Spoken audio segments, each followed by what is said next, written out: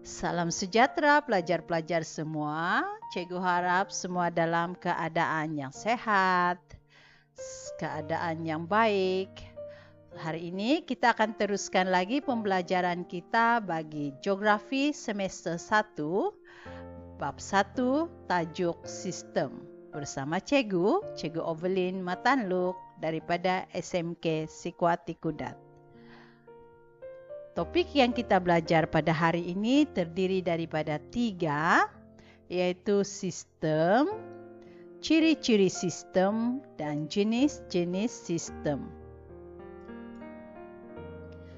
Sebelum kita belajar ciri-ciri sistem, mari kita kenali apakah yang dimaksudkan dengan sistem. Sistem adalah satu set angkuba yang saling berinteraksi antara satu sama lain.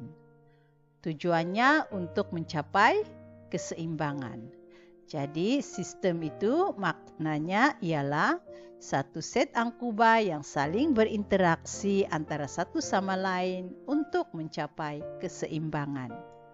Seterusnya kita akan belajar ciri-ciri sistem. Ciri-ciri sistem terdiri daripada 4. Yang pertama, sistem mempunyai angkuba yang saling berinteraksi untuk mencapai keseimbangan. Ciri kedua, sistem mempunyai bahan seperti air, gas, mineral yang boleh masuk dan keluar melalui sempadan. Ciri yang ketiga pula ialah mempunyai tenaga. Contoh tenaga ialah tenaga matahari. Dan ciri sistem yang keempat ialah mempunyai sempadan yang jelas dan boleh dibezakan antara satu sistem dengan sistem yang lain. Kita sudah belajar ciri-ciri sistem, seterusnya kita belajar jenis-jenis sistem. Jenis-jenis sistem terdiri daripada 3, yaitu yang pertama sistem terbuka, kedua sistem tertutup, dan yang ketiga ialah sistem terpencil. Sistem terbuka adalah sistem yang membenarkan tenaga dan bahan keluar dan masuk melaluinya. Input bahan dan tenaga sama banyak dengan output bahan dan tenaga. Sistem terbuka berlaku dalam skala mikro atau skala kecil, contohnya ialah ekosistem hutan. Sistem tertutup pula adalah sistem yang hanya membenarkan tenaga keluar dan masuk melalui sempadan. Tiada input dan output bahan.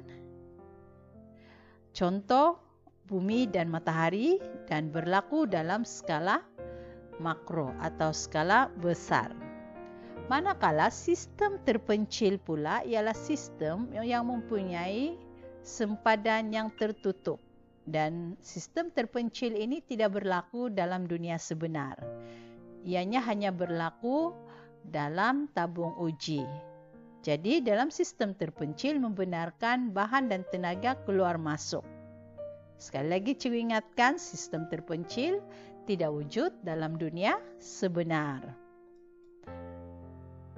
Okey, selain daripada 3 jenis sistem itu, ada juga 3 lagi jenis sistem yang lain, iaitu sistem morfologi atau sistem berstruktur, sistem berfungsi atau sistem lata, dan yang terakhir ialah sistem berinteraktif.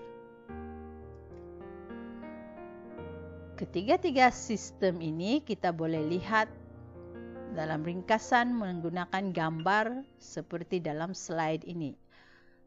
Sistem berstruktur adalah sistem yang terdiri daripada angkuba-angkuba yang saling berinteraksi antara satu sama lain. Contohnya dalam gambar ini, A bertindak balas dengan C, C bertindak balas dengan B, B bertindak balas dengan A atau berinteraksi dengan B.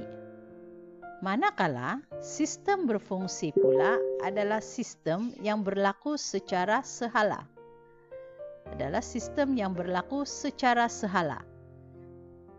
yaitu melibatkan input, storan, dan output. Sistem yang ketiga ialah sistem interaktif. Sistem interaktif ini adalah gabungan di antara sistem berstruktur dan juga sistem berfungsi atau lata. Kalau kita lihat dalam gambar raja ini, gambar raja yang bahagian bawah ini adalah sistem interaktif, di mana sistem berstruktur terdiri daripada angkuba A, B, dan C.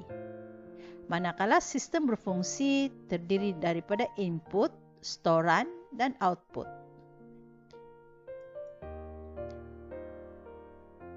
Mari kita mengenali sistem morfologi atau sistem berstruktur secara lebih mendalam. Sistem morfologi adalah ciri fizikal yang bergabung membentuk satu bahagian yang beroperasi. Setiap unsur berinteraksi bagi mencapai keseimbangan. Contohnya unit pantai atau ekosistem pantai. Dalam ekosistem pantai, terdapat cerun pantai, taburan bijian pasir, keteguhan pantai, kekuatan ombak, arus, dan pasang surut. Jadi semua unit dalam ekosistem pantai ini saling berinteraksi antara satu sama lain untuk mencapai keseimbangan. Seterusnya kita akan belajar sistem berfungsi atau sistem lata. Sistem lata seperti mana yang cikgu ajar tadi adalah sistem yang bersifat sehala.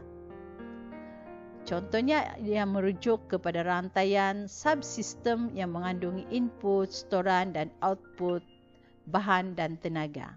Contohnya ialah kitaran hidrologi. Dalam kitaran hidrologi misalnya, terdapat input seperti kerpasan ataupun hujan. Dan kerpasan tersebut disimpan dalam tanah sebagai storan. Apabila tanah menjadi tebu, air dalam tanah akan dikeluarkan sebagai output ke sungai, ke tasik, ataupun ke kolam. Jadi, sistem lata ini wujud jujukan input dan output yang berlaku secara berterusan. Seterusnya kita belajar sistem berinteraktif yang merupakan gabungan sistem lata dan sistem morfologi. Contoh sistem lata ialah kitaran air. Dan sistem morfologi contohnya ialah ekosistem yang terdapat di cerun, kawasan tanah tinggi contohnya. Semasa hujan turun, input akan masuk ke dalam tanah sebagai storan. Dan apabila tanah jadi tebu, apa berlaku kepada cerun tadi? Cerun itu akan jatuh sebagai tanah runtuh. Dan air yang meresap ke dalam tanah pula akan keluar ke sungai, ke tasik sebagai output. Jadi, wujud hubungan sistem morfologi dan lata yang berlaku secara berterusan. Jadi, sistem berinteraktif ini juga berlaku secara berterusan. Dia tidak berakhir di satu tempat. Kita sudah belajar jenis-jenis sistem. Seterusnya kita belajar sistem alam fizikal atau juga dikenali sebagai sistem bumi. Sistem bumi kita terdiri daripada 4 sistem utama, yaitu sistem geomorfologi, sistem geomorfologi atau juga dipanggil sebagai sistem litosfera. Dalam sistem geomorfologi terdiri daripada 2 proses utama, yaitu proses endogenik dan proses eksogenik. Sistem kedua ialah sistem hidrologi dan hidrosfera atau hidrosfera yang melibatkan kitaran air secara menegak dan kitaran air secara mendatar. Seterusnya, sistem bumi yang ketiga ialah sistem ekologi atau juga dipanggil sebagai sistem biosfera. Sistem ekologi dan biosfera ini adalah sistem yang melibatkan tumbuhan dan haiwan. Dan sistem yang terakhir ialah sistem atmosfera. Sistem atmosfera ini terdiri daripada beberapa unsur utama, iaitu suhu, kelembapan udara, angin, awan, dan tekanan udara. Jadi inilah keempat-empat sistem alam fizikal atau sistem bumi. Seterusnya mari kita lihat contoh soalan yang terdapat dalam soalan-soalan berkaitan dengan topik 1 atau topik sistem. Okey, contoh soalan. Jelaskan perbezaan sistem terbuka dan sistem tertutup 4 markah. Okey, jadi untuk menjawab soalan ini, pelajar perlulah menulis fakta diikuti oleh huraian. Kalau kita tengok soalan 4 markah, bererti pelajar kena memberikan 2 fakta. Cikgu berikan contoh fakta dan huraian bagi setiap isi. Okey, contoh jawapan ialah perbezaan antara sistem terbuka dan tertutup ialah penerimaan tenaga dan bahan. Okey, jadi perbezaan yang pertama ialah penerimaan tenaga dan bahan. Okey, pelajar kena ingat selepas menulis ayat fakta, pelajar perlu meletakkan nokta. Ini menunjukkan ini adalah ayat fakta. Seterusnya, pelajar kena bezakan antara sistem terbuka dan sistem tertutup. Okey, ayat seterusnya adalah ayat huraian. Okey, ayat pertamanya ialah sistem tertutup hanya menerima tenaga, manakala sistem terbuka menerima tenaga dan bahan. Okey, jadi pelajar-pelajar untuk menjawab soalan perbezaan, pelajar perlu menggunakan penanda wacana manakala untuk menunjukkan pelajar menjawab soalan perbezaan. Okey, contoh jawapan yang kedua ialah perbezaan seterusnya ialah saiz skala. Sistem tertutup berlaku dalam skala besar, manakala sistem terbuka berlaku dalam skala yang kecil atau mikro. Okey, kita sudah bincang contoh bagaimana menjawab soalan-soalan perbandingan. Seterusnya kita belajar pula bagaimana menjawab soalan interaksi.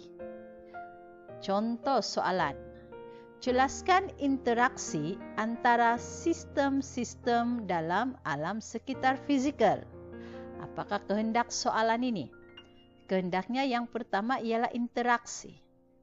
Interaksi antara sistem alam sekitar fizikal. Jadi, suka cikgu ingatkan kita ada 4 sistem alam fizikal, iaitu yang pertama ialah litosfera, biosfera, hidrosfera, dan juga atmosfera. Jadi pelajar boleh ambil mana-mana sistem dalam alam sekitar fizikal. Contoh jawapan, interaksi antara sistem atmosfera dengan hidrologi. Nokta. Jadi ini adalah ayat fakta. Seterusnya pelajar kena huraikan interaksi antara sistem atmosfera dengan hidrologi.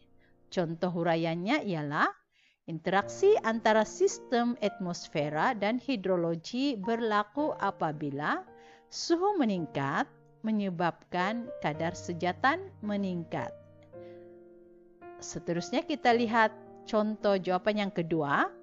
Interaksi seterusnya ialah antara sistem geomorfologi dan ekologi.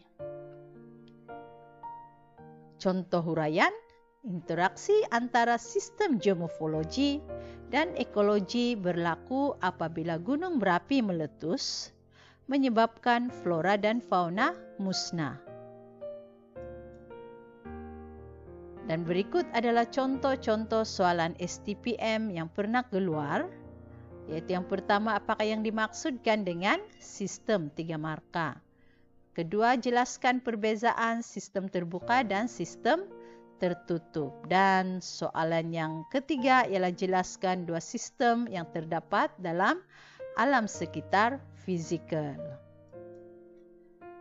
Ini juga adalah contoh soalan. Jelaskan interaksi antara sistem-sistem dalam alam sekitar fizikal.